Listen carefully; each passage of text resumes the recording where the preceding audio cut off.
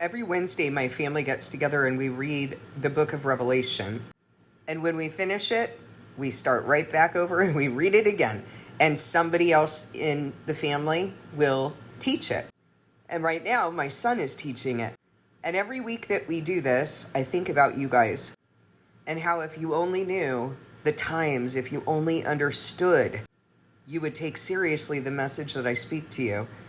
And so I'm always thinking about you, and I'm always thinking, should I do another teaching on this? I've done a million teachings on it, but each time I read Revelation, God teaches me something. There has not been a single time, and I've read it so many times, but he is always revealing something new. So I've decided it's been a while since I've done a study on Revelation here. I'm going to do one and hope and pray that you will be able to hear, that God will give you the ears to hear. I always start the book of Revelation with Daniel 2 and Revelation 17, and also some pieces of Daniel 7. And the reason I do it that way is so that you know without a doubt who the Antichrist is. It's going to make it a lot easier for you to understand the book of Revelation and have that reference point when you understand who and what the Antichrist is. Because so many of you still think that the Antichrist is a man. And I want you to know that the reason why that doctrine exists is because people were pointing to the harlot Catholic Church and they were saying, that's the Antichrist. So they commissioned a theologian to drum up a doctrine that the Antichrist is a man. The Antichrist is not a man. It's a kingdom, and I'm going to prove it to you. And you need to know that so that you have that reference point as you're reading the book of Revelation, because there is a lot of symbolism in Revelation, and it makes it very cumbersome. But God isn't just spoon-feeding you. He wants you to work for it. He wants to know that your heart is for him, and that you're not just collecting information for your research paper, but you have no intention of putting this into practice.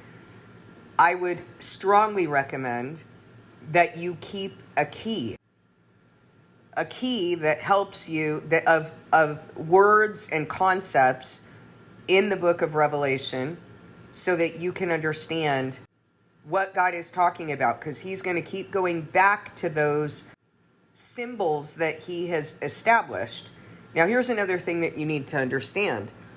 There are words and concepts in Revelation, such as star, lampstand, lamp, and these things mean something, or the sea, the waters. These are things that he is going to reference, and they're within the book of Revelation and translated within the book of Revelation. But there are also concepts that he's established all the way back to the Old Testament that you're supposed to be able to understand now in the fulfillment of God's name. God's name is Hayah. That's the way that he stated his name. It is a verb. It's not just I am. That is an incorrect translation.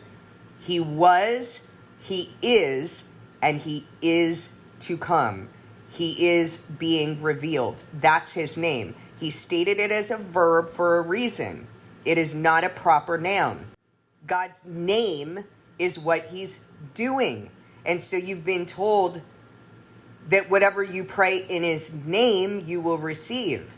And then people were rebuked in the Bible for praying with their own motives and being told you're not receiving because you're praying with your own motives. The implication is you have to pray in his motives, in his name, in what he's doing, in his will. And it just so happens that in the book of John, he says to pray in his will, and that you will receive what you pray in his will. So why are people still arguing about what the name of God is? No, it's Yehoshua. No, it's Yah or Yahweh. No one has regard for what God established his name to be. It's his will. It's what he's doing. It's what he's fulfilling. This is the reason why in the book of Revelation you will see that he says, if you fulfill this covenant, I'm going to give you a new name. I'm going to put my name on you, a new name. Is God bored with his name? Is he bored with Yah and Yahweh? That's not his name. You might think it's important to get down a proper noun, but that's not God's heart. And so if you are in him, you need to pursue his heart, not your carnal understanding. Here's why I am belaboring this point.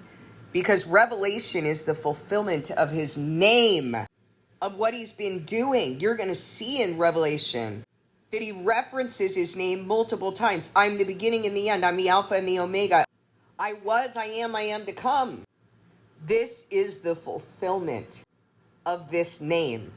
And then God is going to begin a new name, a new purpose, a new will, a new thing that he's doing. And that name will be on you if you fulfill the covenant. So with that in mind, you need to understand that he was, he is, and he is being revealed. He was is also referencing the building blocks that he has been building throughout the word to teach you this name, to teach you about a land, for example, that bears fruit and crops and that is blessed with rain. And as you continue on in the Bible, you discover that you're the land and that you need to bear crops. You need to bear fruit. And that if you bear that fruit, that the Father is going to come around and prune you so that you bear more fruit. And that you must bear that fruit for God and the Lamb. But that if you produce briars and thorns, you will be thrown into the fire. You'll be destroyed. He has established that you were a thriving olive tree, but that branches were broken off of the thriving olive tree of Israel in order for new branches to be grafted in.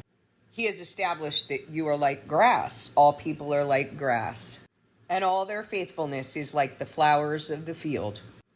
He has talked about the leaders of Israel being mountains. He has talked about his people becoming a mountain, Mount Zion. He has talked about the waters being peoples, multitudes, languages, and nations. So that when you see in Revelation 8 that all of these things are happening to the land, to the trees, to the grass, to the sea, you're supposed to understand that he's talking about you. Here's what I want you to understand about his name.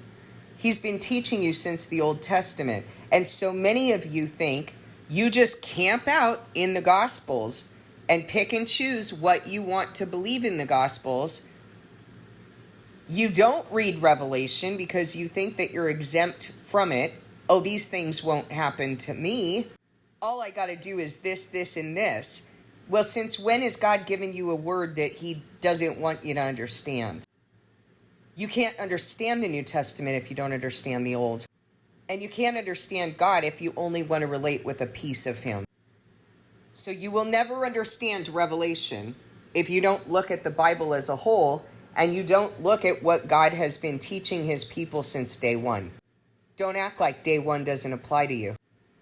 So that as you go to Revelation 8 and you see that he's harming these things, the trees, the mountains, the sea, the land, the grass, he's talking about you.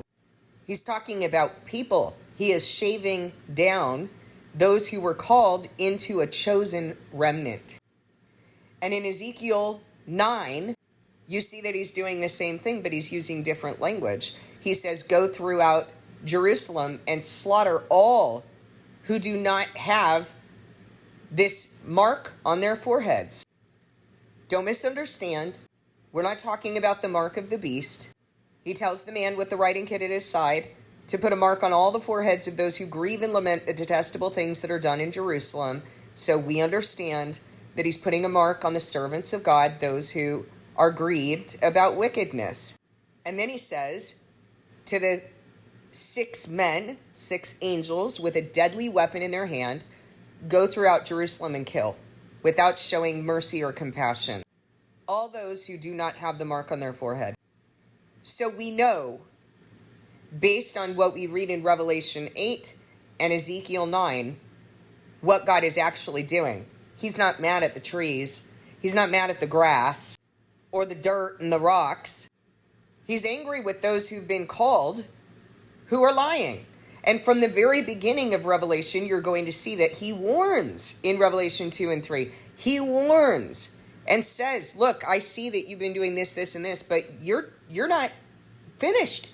Your deeds are not finished in the sight of my God. Your covenant is not complete. And you're about to lose your lampstand, your salvation, the purpose for which I set you apart, that I have been building, on which I'm going to place my light so that you can be the light of the world, because you don't put light under a bowl, you put it on a stand, a testimony, in order to shine for all the world, in order to shine for the room. And the only way that your lampstand is going to get that light, is going to be testified to, is to make sure that you actually have received God's ministry and been built for that purpose, and that you are truly his handiwork. Otherwise, don't expect anything from God. So you're going to see that God starts out warning in Revelation 1 through 3. Really, technically, it's 2 and 3, but 1 gives you some of the symbolism and definitions, so you need 1 to be within the context of 1 through 3. Then he's going to talk about this throne room, and he's going to keep going back to this throne room and showing you what his throne room is comprised of, who's been saved in that first resurrection. And he will keep going back to that throne room. So you need to have a good picture of who's in that throne room and what does it represent. Well, in Revelation 20, John says, blessed and holy are those who share in the first resurrection. They will reign as priests of God for 1,000 years. These are those in the throne room. And there are also spirits here. And there are also 4 living creatures here. And these are characteristics that are associated with the servants of God. I'm just giving you a little bit of a landscape of what the book of Revelation is going to talk about prior to reading it, so that you can have some sort of an idea of where we're going and what is being fulfilled and completed in this name. That's all we're going to do in this video, but it's important that you get that landscape so that you understand what God's talking about, instead of just trying to take it by your own understanding and interpret a little here and a little over there and not see it as a whole picture of what God is doing and has been doing. In Revelation 5, Jesus is seen with a scroll with 7 seals. And then in Revelation 6, you're going to see the first 6 of those seals being opened. Don't misunderstand the order in which they're going, because just because you open those seals does not mean that this is happening in a particular. You can open it in a particular order, doesn't mean it's happening in that order. And when we go through Revelation 6, I will show you how I know that that's true. But John sees this scroll, and there's no one who can open this scroll, because no one's worthy to open the scroll until Jesus is seen, and John is told, don't worry, he's able to open the scroll. He has been found worthy. In Revelation 6, you're going to see some of the things that are going to happen during this 7-year period that was spoken of by Daniel, or spoken of to Daniel. And you're going to see, spoiler alert, that there is no pre-tribulation rapture. Whatever rapture even is, because the Bible was not written in Latin. Later on in Revelation, you're going to see that the multitude in white robes come out of the great tribulation. Here in Revelation 6, you're going to see that the witnesses who are under the altar of God are crying out, how long, sovereign Lord, holy and true, until you judge the inhabitants of the earth and avenge our blood? And they're told, wait a little longer until the full number of your fellow servants, your brothers and sisters, are killed just as you have been. I'm sorry, the full number? What do you mean? But you're talking about ethnic Jews, right? That's what you're talking about? No. No Gentiles. There's no difference in your covenant versus theirs. The full number of your brothers and sisters will be killed just as you have been. So when I talk with you about being killed in 3.5 months, you shouldn't be sitting there thinking, oh, poor Carrie, but thank God I have a different covenant from Carrie. You should be looking at my offering and understanding what's required of you as well. In Revelation 7, we have the sealing of the witnesses of God, the two witnesses, which, spoiler alert, are not two people. The two witnesses are the two lampstands and the two olive trees. There are two lampstands that are discussed in Revelation 2 and 3 who are going to be spared from the hour of trial and that God is going to bring on the entire earth to test the inhabitants of the earth. These are assemblies. They're bodies of believers who are afflicted in poverty, wearing sackcloth and ashes, representing grief, mourning, wailing, lament.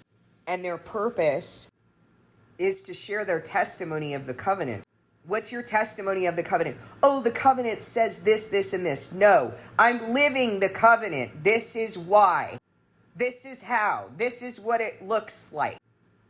Why do I get upset about that? Because there are people on this channel right now who go around setting themselves up as teachers and just giving information, but you don't think you have to live this out in front of anyone? You got another thing coming. Your testimony is what God is using, and you have to live it. Paul was living it. I have been living it. And so many of you think, oh, that's great that Carrie, she's an open book. She just shares everything and exposes herself for us. But you think, well, I'm entitled to privacy. I'm entitled to not have to be exposed or to share what God is doing with me. Guess what? 1 Corinthians 14 tells us you're required to be used actually on a weekly basis in assembly. And not a single one of you are assembling. Not a single one of you are doing that. You don't know your covenant. You're supposed to be used. God's supposed to be building something in you on a weekly basis. How in the world would you know how to heal? How would you know what any of that even looks like without someone sharing it to you, whether it's someone's testimony in the Word or it's someone's testimony here on this channel? They were poured out for you. What about you? You don't have to be used? You got another thing coming. The witnesses of God are the 144,000. That is a literal number. Don't let anyone tell you that that is a figurative number. That is a literal number in the world, the entire world right now. That's about the population of Pasadena, California right now. Not very many people, is it? They are pouring out golden oil, as you see in Zechariah. The two olive trees pouring out golden oil. Because it's not by their power or might, it's by God's Spirit that He is accomplishing this through them. And in order for that to happen, they have to be broken down. Because as you learn from Paul, that's the way that God's Spirit, that's the way His power rests on you. You're going to be broken down through affliction, through a thorn. And so many people want to make a thing of a thorn, like Paul was the only one who had it. A thorn, you guys talk about a thorn in your side, don't you? You use that language? Well, that's what it is, a thorn in your side. A thorn in your flesh. It is something that vexes you, that keeps you low, so you don't become conceited and try to take credit for God's ministry and the work that He's doing in you. Revelation 7 discusses the 144,000, and it says that they're being sealed before the first 4 trumpets blow. But in Ezekiel 9, there's a group of people who are being sealed before the first 6 trumpets blow. Why is it different for these different groups? Well, chapter 7 of Revelation also talks about a multitude that no one could count. Oh, so one group you can count, 144,000. The other group, no one can count that number. Got it. So one is a literal number and one is not. The literal number is being sealed before the first 4 trumpets, because when the 5th trumpet blows and the Antichrist rises from the abyss after having been thrown out of the heavenly realms, it is going to overpower and kill the witnesses.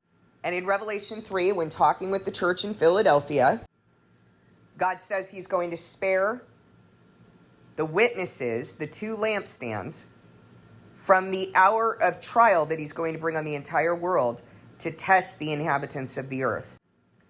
That begins when the Antichrist rises from the abyss, because he kills the witnesses because he's angry that the witnesses are the second criteria as described in Revelation 12 to triumph over the devil and kick him out of the heavenly realms. So now he's angry that they have succeeded, that they have triumphed over him by 1, the blood of the Lamb, 2, the testimony of the witnesses. So he's kicked out of the heavenly realms. You see him in Revelation 9 falling as a star from the sky, having the key to the shaft of the abyss, going into the abyss, rising from the abyss. And we know from Revelation 11 that when he rises from the abyss through this kingdom of the Antichrist, that he will overpower and kill the witnesses. And Revelation 12 says, now he's going after you, aka hour of trial that God is bringing on the earth to test the inhabitants of the earth. And that's not all. On the 1290th day from the time the witnesses have been killed, the abomination of desolation will be set up, and that will begin the Great Tribulation. You're not even in the Great Tribulation when the Antichrist rises. The Great Tribulation is the time that Jesus spoke of in Matthew, a time of great distress such as has not happened since the beginning of the world until then. And he marks it by the abomination of desolation. Doesn't even happen until after the Antichrist reign. You know why? Because Satan's wrath is one thing. God's wrath is a completely different thing. What Satan will be allowed to do during the Antichrist reign is going to be awful. But by the time it gets to God's wrath, well, the word says it. That is what's going to be the time of distress, such as has not happened since the beginning of the world until then. That also, by the way, is the time that Jesus spoke of, in which the thief is coming to steal, kill, and destroy. One will be taken and another left. One will be taken and another left is not the rapture, is not the resurrection. It's the Great Tribulation. Read the context in Matthew 24. So here we have the multitude in white robes who are going to be here until the Great Tribulation. And you see, some of them will actually die along the way if they have been blessed enough to have been brought in sooner. But not only if they've been blessed enough, but if they've had the heart to return to God sooner and to be used by him, then they will get out of here sooner for good behavior, for fulfilling their covenant. But the majority of the multitude in white robes are going to be taken from the Great Tribulation. So now it says right here in Revelation 7, when speaking of the multitude in white robes, then one of the elders asked me, these in white robes, who are they and where do they come from? I answered, sir, you know. And he said, these are those who have come out of the Great Tribulation. They've washed their robes and made them white in the blood of the Lamb. So they are not leaving the earth. They're not escaping the earth. But I thought God's wrath wasn't for us. Well, actually, it turns out God does bring wrath on us. And that when Paul is talking about that, he's talking about the great wrath. And even still, you're going to be here during the great wrath, the Great Tribulation, the time of great distress. Still going to be here. You know, just like the Israelites were still here when Passover occurred, when all of the firstborn in the Egyptian households were killed and all of the first of their flock and herds. But God didn't have to pre-trib rapture them. Imagine that. God has that kind of power to pass over his people even though they're still here. Yeah, he does. Revelation 8 and 9 are going to talk about the trumpets. There are 7 trumpets. The reason why the multitude in white robes are sealed before the first 6 trumpets is because at the time that the 7th trumpet is about to blow, the mystery of God will be accomplished, which is the first resurrection. And at that time, the multitude in white robes will share in the resurrection, so they're not going to be here when the 7th trumpet blows. They don't need to be sealed. But what does the seal represent? It doesn't represent that they're leaving. It represents that they are here and being passed over during that time. And why? Well, Ezekiel 9 tells us because they grieve and lament the detestable things that are done in those calling themselves God's church. Is that what's in your heart, guys? Are you grieving and lamenting the detestable things that are being done? Or are you joining them? Because those trumpets have already begun to blow, and I'm just wondering whether you have that seal or not. Because if you have that seal, why aren't you obeying? God said you have to bear the fruit, didn't he? You can say all day long that you're saved, you're one of the ones, you're reborn, you're Christian. But if you're not bearing the fruit, you're not one of the ones. And Jesus already acknowledged that there are going to be a lot of people coming to him in that day saying, Lord, Lord, didn't we eat with you in your name, prophesy in your name, etc., etc. And he's going to say, depart from me, evildoers, I never knew you. These people are going to actually think that they are in him, that they belong to him, that they are Christian. So witnesses are here for the first 4 trumpets, but look what happens when the 5th trumpet blows. The 5th angel sounded his trumpet, and I saw a star that had fallen. A star in Revelation is an angel.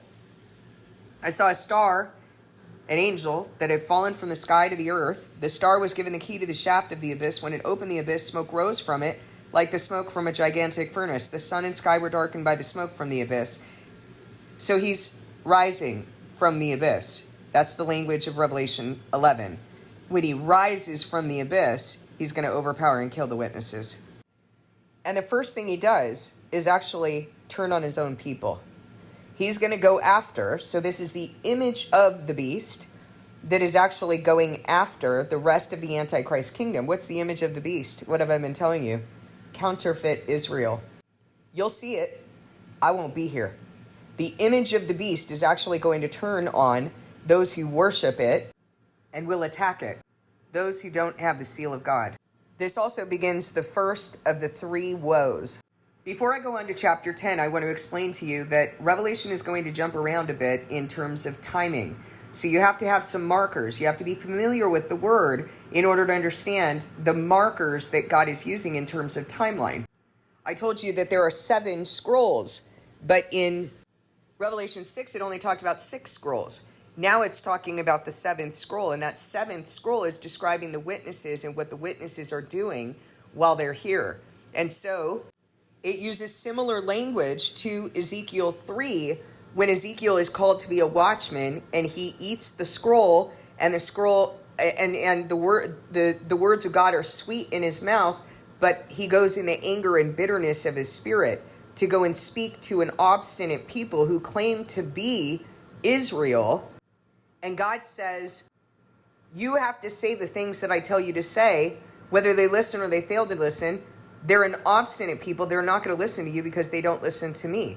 But God does nothing without warning through his prophets first. That's what we're told in Amos.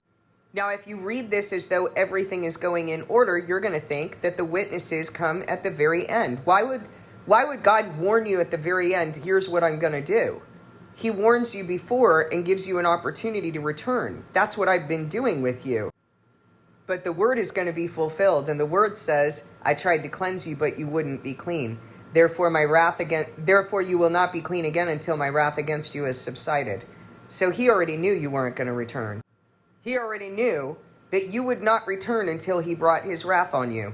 Here in Revelation 10, John eats a scroll that is sweet in his mouth, but turns sour in his stomach. This is representing the same thing.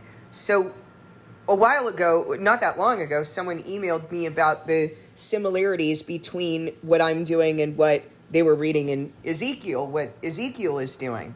And they said, just swap out Ezekiel with Carrie to understand. And they were absolutely right about that. Because what is being represented in Ezekiel as a watchman and these 4 living creatures that are discussed here in Revelation and in Ezekiel, these are characteristics of God's servants, of his watchmen. And exactly what the sign of Ezekiel as a watchman is exactly what the witnesses are doing right now. Exactly what they're going through, exactly their duty. And this is why I tell you, when people are contacting me and they're like, well, you need to speak like this and you need to do this. And, they want to tell me how to do my job. I'm like, no, I don't play that game. You need to go discern whether or not I'm doing what God has me doing.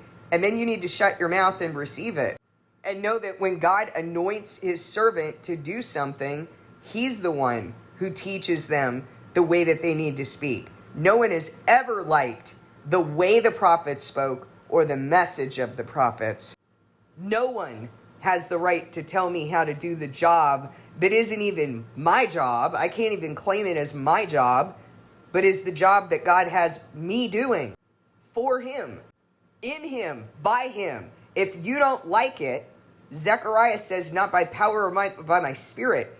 If you don't like it, what you don't like is what God is doing.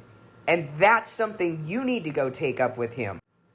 There have been times God has me speaking a message or speaking that message in a particular way that was very uncomfortable for me. And it didn't go along with my counterfeit Christian narrative either of what a Christian is supposed to look like. But then he showed me in the word, showed me his witnesses of the way he requires his servants to speak, and that no one has ever liked it. So he knows how to raise me to do what he has set me apart to do. And if I'm doing it wrong, he's the one who's going to discipline me, not you. Revelation 11 talks about the two witnesses, the lampstands and the olive trees. They are here to warn. They are here to prophesy. They are the last of his prophets who are going to be killed. They are a daily sacrifice, 1,260 days of daily sacrifice. Why am I using that language? Because in the book of Daniel, it talks about the daily sacrifice being abolished. And if you look at the timing of that, you'll know exactly when they die, in the middle of the 7.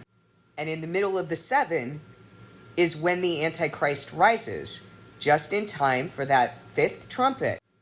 These witnesses have powers, but they're not powers that are inherent to them. They are powers that come from the Spirit of God. Just like Elijah had power to shut up the heavens so that it didn't rain. But how did he do it? He prayed to God. These are not fire-breathing dragons walking around in sackcloth. When they have finished their testimony, the beast that comes up from the abyss will attack them and overpower and kill them. Their bodies will lie in the public square of the great city, figuratively called Sodom and Egypt, where also the Lord was crucified. And for 3.5, by the way, cities have been established to be people, haven't they? Not some land in the Middle East. That's not what we're talking about. A city like Edom, Babylon, Sodom, Egypt, these have been described or used to describe wicked people, to describe Satan's kingdom.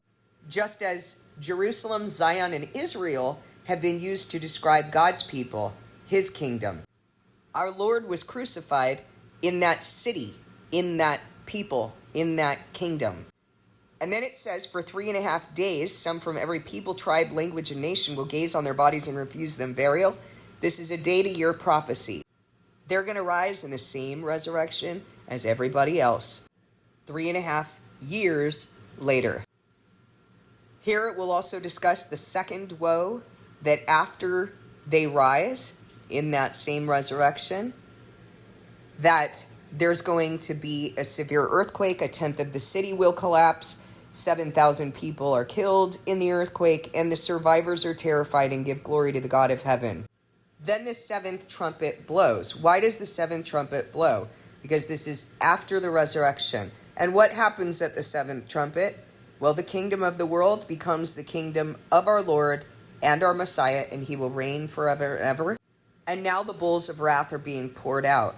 Now again, Revelation is not happening in Christ. It's going to bounce around. It's going in a sort of order, but it's going to bounce around. So now in Revelation 12, it's bouncing around. It's bouncing back. And it's talking about the birth of God's church, and it's talking about Jesus being the first criteria as the blood of the Lamb, and then the witnesses. And why does God refer to them as the two witnesses? Because in God's law, 2 or more witnesses are required in order to establish a matter.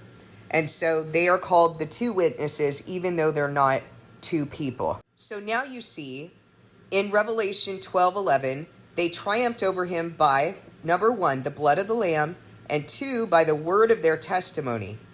They did not love their lives so much as to shrink from death. Now let me point out to you that the blood of the Lamb is required, but it's not by the blood of the witnesses. It's by the testimony of the witnesses, who nevertheless have known that they're going to die. Have I known that I'm going to die? Have I told you this on the channel? Yes, I have. God is not a fool. He counts the cost ahead of time. He tested me ahead of time, letting me know that I would die for what I'm doing. And not only have I known that, but he has tested me along the way to make sure that I would give up everything. So you've heard my testimony. Have I given up everything? Yes, I have. So that quite frankly, by the time you give up everything and you're living the way that I'm living right now, death is a welcome experience. I mean, the experience, I suppose, of physical death is not going to be welcome. That's not going to be fun.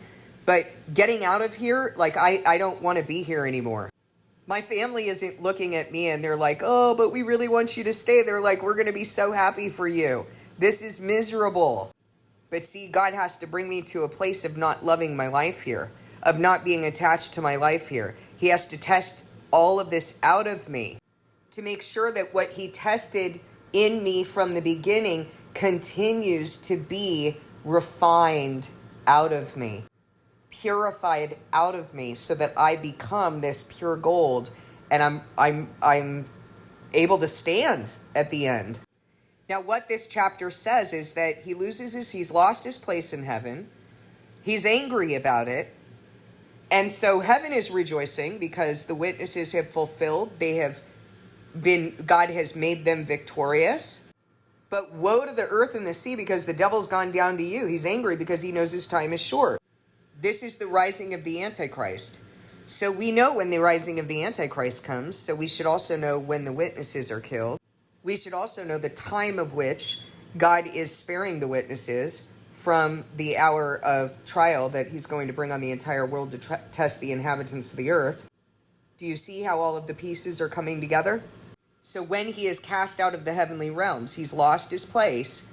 He goes into the abyss, as we read in Revelation 9, comes up from the abyss, rises to overpower and kill the witnesses, and then he goes after you. So then we go to Revelation 13, and again, it's bouncing around. Revelation 13 is going to educate you on who the Antichrist is, the Antichrist kingdom, that, by the way, was, now is not, but will rise again, from the perspective of John, who is in the sixth kingdom at the time of the vision. Not in real life, but in the vision, he's in the sixth kingdom, because he says, 5 have fallen, one is yet to come. And then the eighth kingdom is one of the 7, which is obviously one of the 5, if he's in the 6th and he says one was, or that the kingdom was, now is not, but is yet to come. And we know from Daniel 2, which I will show you in the next video when we study Daniel 2 and Revelation 17, I will show you that 5th kingdom is papal Rome, the harlot Catholic Church. But it's not just papal Rome in the fulfillment in the 8th kingdom. In the 8th kingdom, papal Rome, what began as papal Rome, now has prostitutes that bore out of her. And those prostitutes continue in her prostitutions. Christmas, Easter, image of the cross, counterfeit tithing, which was fulfilled through sacrifice, but it's practiced in order to make a marketplace of God. Paul wasn't saying, okay, thank you, I'll collect your tithing now. He collected money for the poor. And so when the people brought together an offering for him, he was very touched by it. He didn't say, okay, well, thank you for, doing your job. He didn't act like that was something he was entitled to, did he? Because there was no more tithing. Because tithing was always associated with sacrifice. They still had to take up collections for the poor. And God loves a cheerful giver. But Paul did not say, this is what you are required to do. He said, I desire that this be to your credit. Tithing is counterfeit now. Daniel 11 refers to this as a tax that is imposed in order to maintain the royal splendor of the harlot, of that kingdom. So now that kingdom consists of the harlot Catholic Church, the prostitutes that bore out of her. By the way, observing counterfeit Sabbath, Saturday and Sunday, which are not in the Bible. Those came from the Romans, so don't act like, oh, I observe the real Sabbath on Saturday. No, you don't. The word says count down from new moon. God's Sabbaths are counted, they're not named. His days are counted, they're not named. The kingdom consists of harlot Catholic Church, prostitutes that bore out of her, the 10 kings that are the 10 Germanic tribes that became Western Europe, that worship the image of the beast, which is counterfeit Israel, and the false prophet, which set up the image of the beast, continues to testify to it, created it, gave it breath and power, continues to give it breath and power, and testifies to the Antichrist. Yep, land of the free. Just in case you were wondering what kind of nightmare we're living in right now, that's exactly what this is. Zionism, nationalism, this is all part of the Antichrist kingdom. So Revelation 13 is going to talk with you about that, and it's going to also tell you that everyone's going to be killed who are not worshiping that image of the beast, and that all whose names have not been written in the Lamb's Book of Life are going to worship it and receive its mark, its ideology in their hearts. Not a jab, not a tattoo, not technology, not AI, not any of these things. It's in your heart. And that mark of the beast is going to come out through your right hand and your forehead. Right hand being your deeds, forehead being what you think and you believe. And then you're going to speak what you think and believe. But all this comes from the heart. Revelation 14. Now we see that the witnesses have been killed. And there's a description of the witnesses. These are those who did not defy. First of all, they've been redeemed from the earth. They are the first fruits who've been redeemed from the earth. And these are those who did not defile themselves with women. So people like false teachers like David Jeremiah are going to tell you, oh, it appears to be a group of celibates. Pretty stupid considering that the word says, there's neither Jew nor Gentile, slave nor free, male nor female in the kingdom of God. We all have the same covenant. Women in the word have been described in particularly in Revelation, have been described as churches. There's only one woman that God is pleased with, and that's Zion, and she's described in Revelation 12. So they did not defile themselves with false churches. If it's multiple women, then that means they're false. And it says, for they remained virgins. Remember what I said to you. God is not going backward. He's going forward. So he has established things in the physical in order for you to understand the spiritual. God is not going backward. He is going forward. He is fulfilling. And what he established a virgin to symbolize is purity. So they have remained pure to his word and his spirit. They follow the Lamb wherever he goes. Okay, this is described in Ezekiel when talking about the four living creatures, that the wheels are going, the spirit is in the wheels and they do not turn. They go wherever the spirit goes. They're not going off on their own.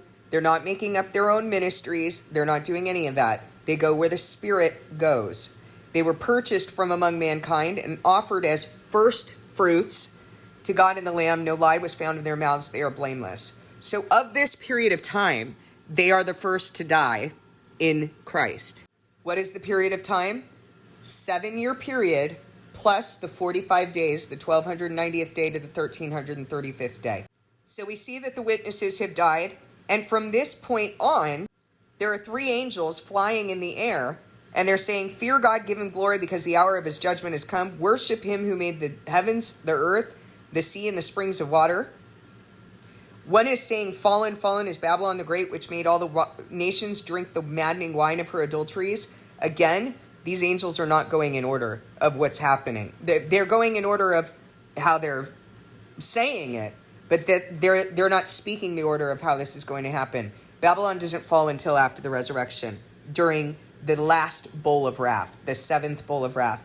And then a third angel follows and says, if anyone worships the beast and its image and receives its mark on their forehead or their hand, they too will drink the wine of God's fury, which has been poured full strength into the cup of his wrath. They will be tormented with burning sulfur in the presence of the holy angels and of the Lamb.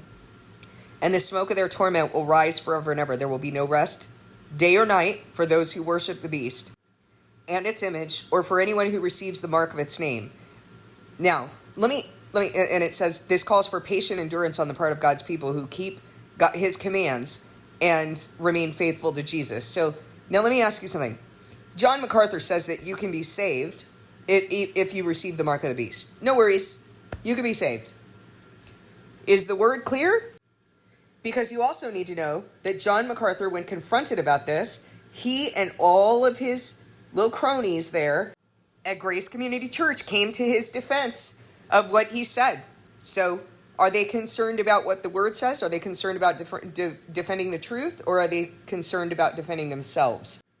I say this to you because some of you listen to John MacArthur and David Jeremiah. You just sample from everybody, but you need to discern who you're listening to, because there are only 144,000 witnesses in the entire world. No one is speaking the truth. You need to discern who the witnesses are, not those making a marketplace of God. If you are listening to people making a marketplace of God, it's because you don't love truth. It's because you're unable to recognize the fruit of one who is false. Verse 13 says, "Then I heard a voice from heaven say, write this, blessed are the dead who die in the Lord from now on." Is that clear to you? Is that clear to you that all of God's people are going to die? Yes, says the Spirit. They will rest from their labor, for their deeds will follow them. What do you need to be preparing yourselves for? And why do you think that you've been taught in counterfeit Christianity that Revelation isn't important? Do you think it might be important for you to know these things I've been talking with you about? The fulfillment of God's name, in order to make sure that you test yourself to see if you're ready? And believe me, if you're still here, you're not ready. Of those who have been raised to be witnesses at this point in history, I'm not even ready. I share with you the things that he's doing to me in my covenant. How are you going to act like you're ready? You're not ready. You're just beginning. And I think that's probably being very generous, because you guys aren't assembling. So I can't even say that you're just beginning. You seem to be contemplating whether you want to get off the pot.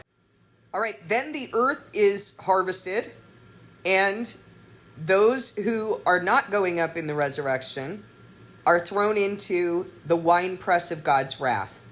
Now, I want you to notice something. Battle of Armageddon hasn't happened, and yet the resurrection is happening. Isn't that a puzzle? So why is counterfeit Christianity saying that they're preparing for the Battle of Armageddon? Because if they're going to be here for the Battle of Armageddon, it's because they didn't make it and they are of the Antichrist. Okay, Revelation 15, now you have the bowls of wrath are being poured out, 7 angels with 7 plagues, and it says that these are the 7 last plagues, last because with them God's wrath is completed. So the implication is God's wrath had already started before the resurrection in the Great Tribulation. Okay, next chapter, chapter 16, is talking about, describes these 7 plagues. And then the last plague, which is the fall of Babylon, which will be the 3rd woe. Revelation 17 is super important. We're going to talk about it in the next video. This is going to talk about who Babylon the Great is and who Babylon is. Babylon the Great in verse 5 is the mother of prostitutes and of the abominations of the earth. But she's got children, and you need to know who they are. So this chapter is going to tell us about the constitution of this Antichrist kingdom, what it looks like. Oh my goodness, I just realized that I forgot to tell you that. Well, I guess I did kind of tell you, but I want to highlight this and make sure that you got this when we were talking about Revelation 13. The Antichrist is a kingdom, but not only is the Antichrist a kingdom, but the Antichrist has been here. Both Revelation 13 and 17 are telling you that it has been here before. It was, now is not, but will come again. And Revelation 13 talks about a fatal head wound, but that it rises again. It recovers from that head wound. And why a head? Because of the heads that are on the beast. If this kingdom has already been here, then do we need to sit around on YouTube videos trying to figure out who this is and what it's going to look like? And has he been born yet? All of this is ridiculous. This is a kingdom. It's not a person.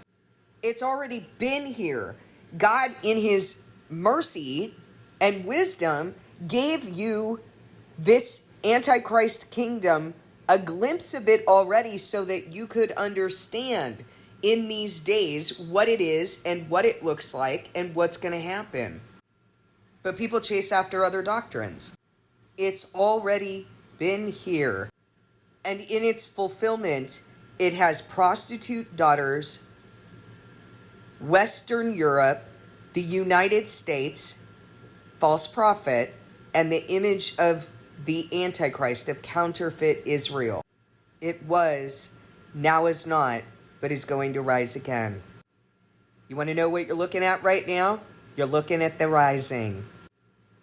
Do you want to know why it is that the false prophet of the United States is getting away with making, Los Angeles, the county that I live in, making this a military government or a military dictatorship? Why it is that they're able to just go and knock on people's doors?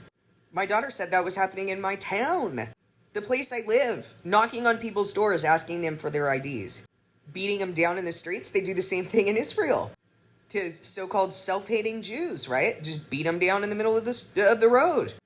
Why are they getting away with these things? Aren't they against our Constitution? Well, Revelation 13 says that the image of the Antichrist, counterfeit Israel, is what's going to require you to worship it or be killed. But the false prophet is what's going to have power to cause you to not be able to buy or sell without having this mark of the beast, without declaring what it is that they believe. You want to know what you're seeing right now? You're seeing biblical prophecy that y'all are not familiar with in Revelation actually coming to pass. Revelation 18, this is the fall of Babylon, and we see that the kings of the earth are going to be lamenting. They're going to be watching, standing far off, watching this happen and saying, woe to you, Babylon. This is the third woe, fall of Babylon, and they're going to be terrified because they know they're next. There is also the implication in Scripture here that they've been getting rich off of her. They're the merchants and the ships. They've been doing business with her. They've fornicated with her. But they're going to watch her be completely destroyed by God. Next chapter, you see that heaven is rejoicing. And it's not until the fall of Babylon, I want you to pay attention to this, it's not until all of that is fulfilled that the wedding of the Lamb actually comes. Verse 7, let us rejoice and be glad and give him glory, for the wedding of the Lamb is come, and his bride has made herself ready. Fine linen, bright and clean, was given her to wear. Fine linen stands for the righteous acts of God's holy people. So now the wedding of the Lamb is taking place. Now, the word refers to a first resurrection. What does that mean by implication?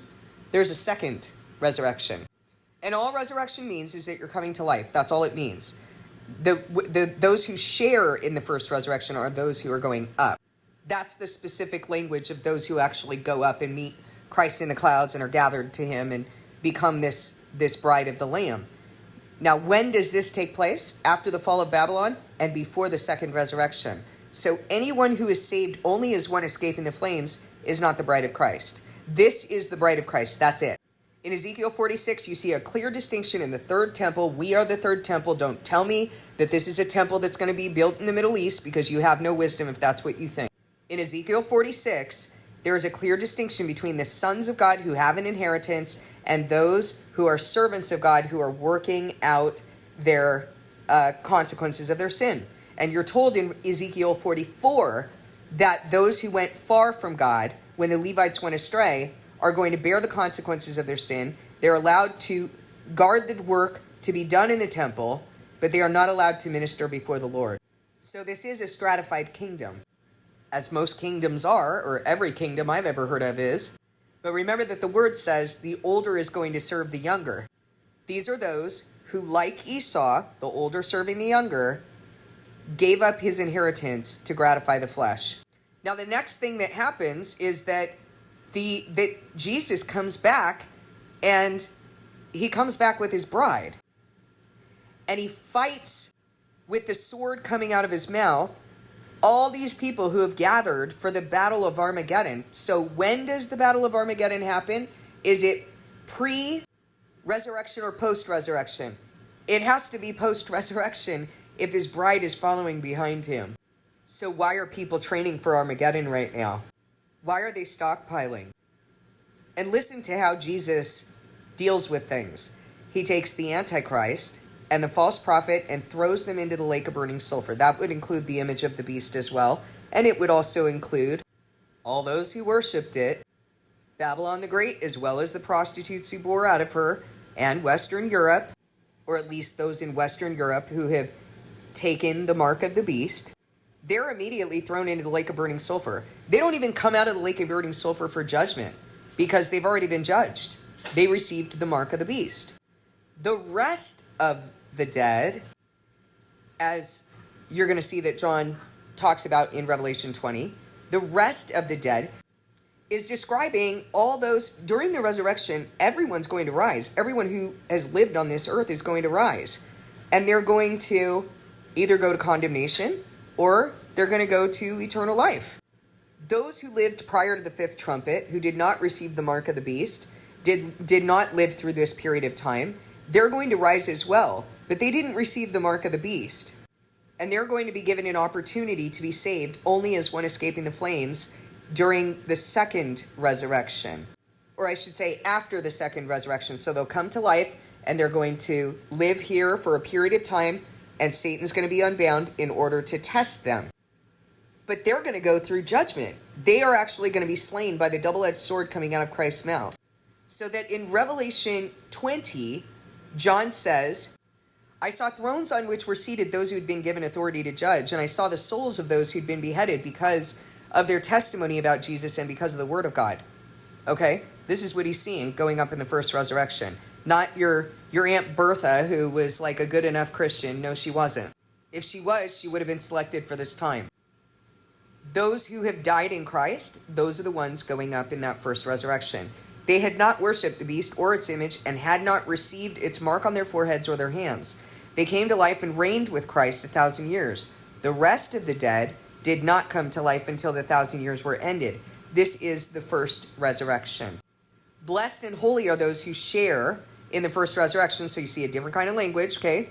It's not blessed and holy are those who came up to life in the first resurrection. It's those who share in the first resurrection. The second death has no power over them, but they will be priests of God and of Christ and will reign with him for 1,000 years. So the rest of the dead did not come to life until the 1,000 years were ended, because that's when the second resurrection occurs. When the 1,000 years are over, Satan will be released from prison and will go out to deceive the nations in the four corners of the earth, Gog and Magog. Are you being told that that's Russia and China? Stupid. Gog and Magog. Listen to what Gog and Magog are. They will go out to deceive the nations in the four corners of the earth, Gog and Magog. Magog is the land of Gog. In number, they are like the sand on the seashore. They marched across the breadth of the earth and surrounded the camp of God's people, the city he loves. But fire came down from heaven and devoured them. And the devil who deceived them was thrown into the lake of burning sulfur, where the beast and the false prophet have been thrown. They will be tormented day and night forever and ever.